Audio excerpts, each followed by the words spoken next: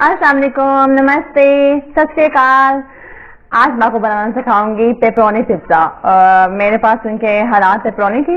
Already मैं आपको pizza सिखा चुकी हूँ, यानी बिग पिज्ज़ा, लेकिन आज हालात पेपरोनी थी और वीकेंड है और प्लस सबसे बड़ी बात आज नेशनल पिज्ज़ा डे है। तो मैंने सोचा क्यों ना आज अलग से पिज्ज़ा आपको सिखाएं। मैं आगे और रेसिपीज में आपको अलग अलग से बहुत मजे की पिज्ज़ा सिखाऊंगी, यानी बिल्कुल हटके। आप जब देखेंगे तब आपको पता चलेगा कि बहुत मजे की रेसिपीज, इसलिए हमारी रेसिपीज देखते रहें तो आपको नए नए और मजे की पिज्जे जो है वो सीखने को मिलेंगे। तो अभी सबसे पहले बात है पेपरोनी पिज्ज़ा। मैं पिज्जे की डो ऑलरेडी आपको सिखा चुकी हूँ, वो आप डिस्क्रिप्शन में नीचे लिंक बॉक्स में लिखिए तो आपको मिल जाएगी। और प्लस मैं आपको पिज्जा सॉस बनाना सिखा चुकी हूँ। तो आज मैं पेपरोनी जो है ऑलरेडी मेरे पास थी, उसको मैं हल्का सा फ्राई करूंगी क्योंकि वो फ्रीज हुई है और उसमें क्या क्या शामिल करती हूँ और आगे से क्या होता है चलें देखते हैं।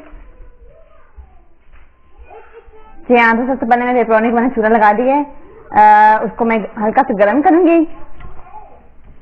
जैसे कि आप देख रहे हैं मैंने इसको हल्का सा फ्राई किया था ताकि इसका जो फ्रीज हुई थी तो ये थोड़ा सा उसका पानी जो है वो खुश्क हो गया और हल्की की ब्राउन हो गई है।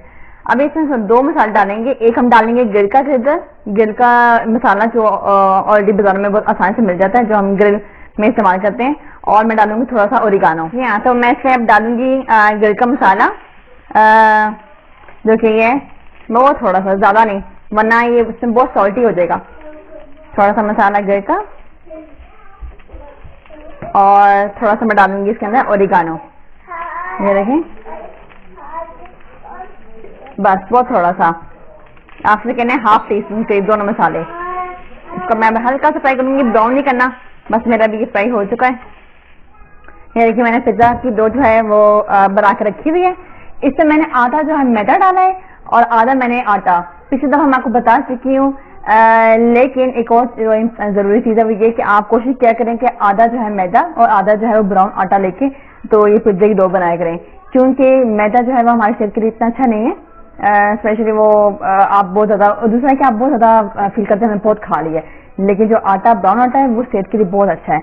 हम ज्यादातर घर में मैदे की जगह ब्राउन आटे का इस्तेमाल करते हैं। तो मेरा सजेशन यही है कि बीमारी से दूर रहना है। तो जैसे शुगर वगैरह ये चीजें, लोग समझते हैं शुगर जो है वो सिर्फ चीनी से होती है, ऐसा नहीं है। आप जो है बाकी और बहुत से एहतियात करें, जैसे खाना खाएं तो कम क्वांटिटी में खाएं और बार बार खाएं।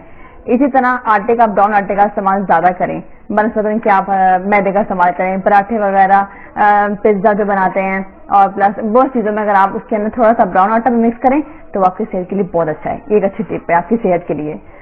तो अभी हम बनाते हैं इसकी पिज्जे की जो है रोटियां बनाते हैं और फिर आपको दिखाते हैं।